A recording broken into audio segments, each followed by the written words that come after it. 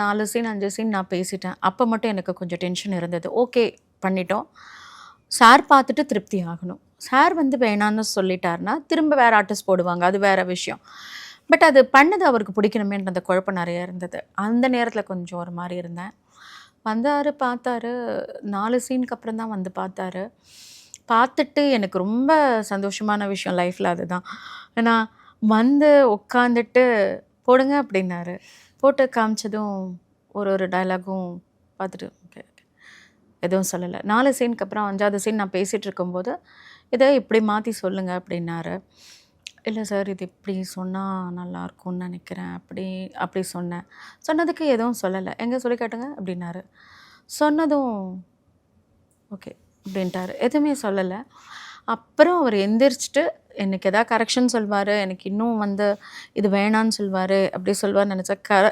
எந்திரிச்சு என்னை க்ராஸ் பண்ணி போகணும். க்ராஸ் பண்ணி போகும்போது டோருக்கு முன்னாடி நின்றுட்டார். நின்றுட்டு அப்படி நல்லா பேசுகிறீங்க அப்படின்னாரு.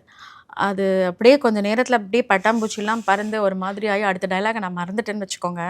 பின்னாலேருந்து சவுண்ட் இன்ஜினியர் என்னம்மா அப்படின்னு எல்லாம் மறந்துச்சு. சுத்தமாக எனக்கு மறந்துச்சுன்னா எனக்கு எதுவுமே ஏவிஎம்மில் நடந்தது. எனக்கு எதுவுமே ஞாபகம் இல்லை. ஒரு 5 மினிட்ஸ் கொடுங்க, எனக்கு ஒரு மாதிரி இருக்குது, பிரேக் எடுத்துக்கிறேன் அப்படின்னோடனே சொன்னாங்க எல்லாருமே. டக்குன்னு அவர் வாயால் சொல்ல மாட்டார். எனக்கு அது வந்து ரொம்ப சந்தோஷமாக இருந்தது. அது ரொம்ப ரொம்ப சந்தோஷமாக இருந்தது. வெளியில் வந்து இந்த கேரக்டர் பண்ணியிருப்பார் அவர் ஜிஎம் குமார் சார், அவர்கிட்டையும் நான் ஷேர் பண்ணேன். அப்போ அவரும் சொன்னார், அப்படியா சொல்லிட்டாங்களா, ஓகே ஆயத்த அதெல்லாம் சொல்லவே மாட்டார் அவர் அப்படின்னு.